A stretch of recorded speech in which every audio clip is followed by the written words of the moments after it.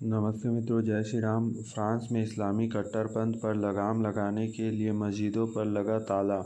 वैश्विक आतंकवाद के विरुद्ध जिस एकजुटता का दुनिया भर में आह्वान भारत ने लगातार अंतर्राष्ट्रीय मंचों से किया है, उस पर सकारात्मक रूप से तमाम देशों के साथ फ्रांस ने भी अपने प्रभावी कदम दिए हैं। फ्रांस के आंतरिक मामलों में गृह मंत्री के अनुसार अब फ्रांस सीधे आतंकवाद की जड़ों पर वार करेगा।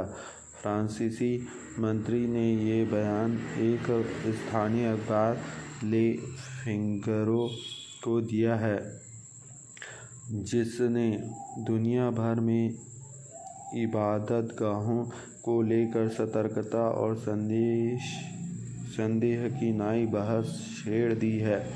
फ्रांसीसी सरकार की आंतरिक जांच में मजहबी चरमपंथ को बढ़ावा देने से वहाँ के इबादतगाहों की प्रमुख भूमिका सामने आ रही है। आंतरिक मामलों के मंत्री गेराल्ड डार्मेनिन के अनुसार अब तक 89 इबादतगाहों में से लगभग 1/3 की जांच की जा चुकी है।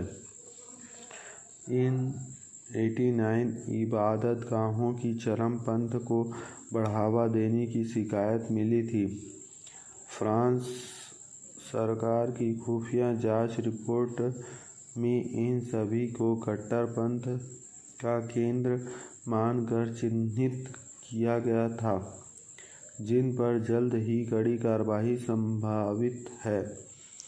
इस मामले में तत्काल ही 6 इबादतगाहों मस्जिदों को बंद करने के शासकीय आदेश जारी किए गए हैं।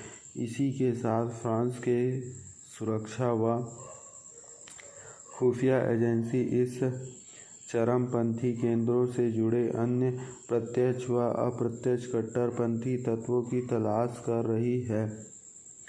कभी वामपंथी शासकों के प्रभाव से लंबे समय तक शासित रहे फ्रांस ने इराक ISIS युद्ध के दौरान तमाम सीरियाई व इराकियों की मानवता के आधार पर शरण दी थी, परंतु उसके बाद संसार में सबसे सुंदर व पर्यटन योग्य देशों में शामिल रहे फ्रांस में आतंकी हमलों की अंतहीन श्रृंखला शुरू हो गई। फ्रांस की बहुसंख्यक जनता भी सरकारों के कदम से बड़ी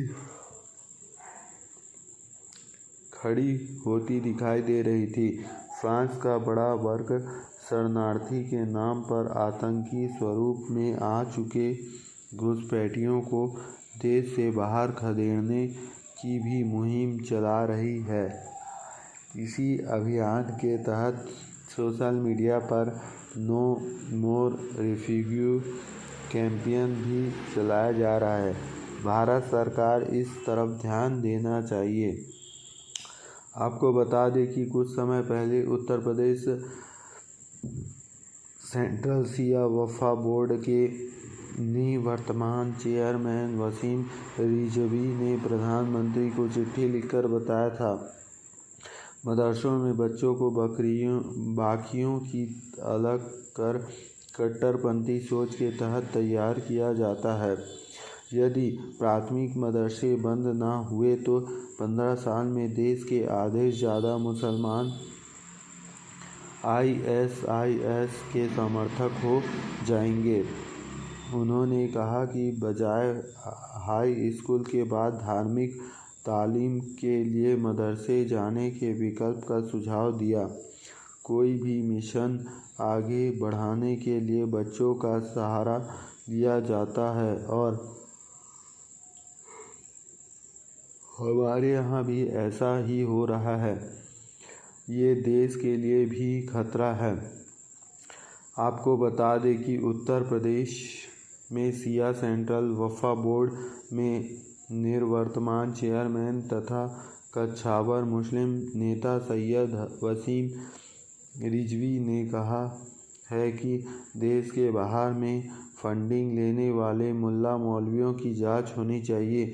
उन्होंने आरोप लगाया है कि कुछ मुस्लिम धर्मगुरु विदेशियों की आर्थिक मदद से के बूते देश में राष्ट्र विरोधी गतिविधियां चला रही है।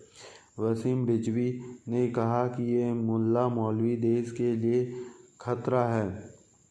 फ्रांस ने तो समझ लिया कि देश को तोड़ने के लिए विदेशी फंड के चलने वाले मस्जिदों में आतंकवादी बनाने की ट्रेनिंग दी जाती है और देश विरोधी बातें सिखाई जाती है।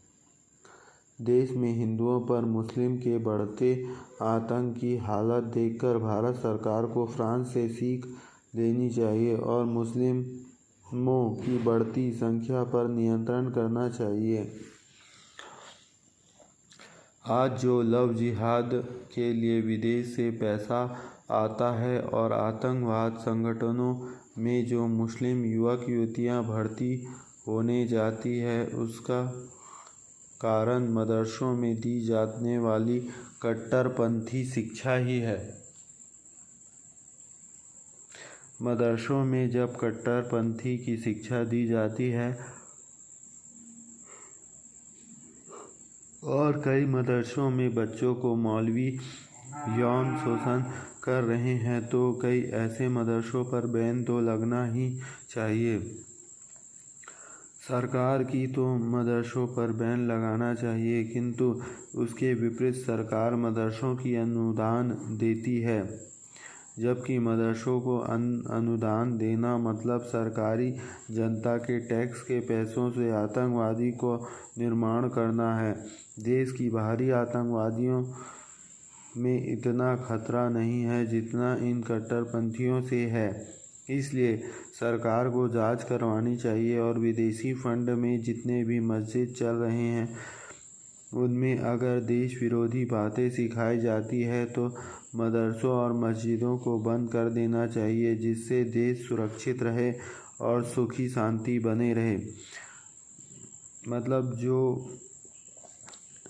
जहाँ गलत ढंग से, जैसे कई मस्जिदों में हथियार भी रखे जाते हैं, बंदूक, ये सब चीज़ें रखे जाते हैं, तो ये सब चीज़ों का जांच होना चाहिए और सरकार का जिम्मेदार बनकर जिम्मेदारी से काम करना चाहिए, क्योंकि भारत देश को बचाना बहुत ही ज़रूरी है और भारत की संस्कृति को बचाना भी बहुत ज़रूरी है।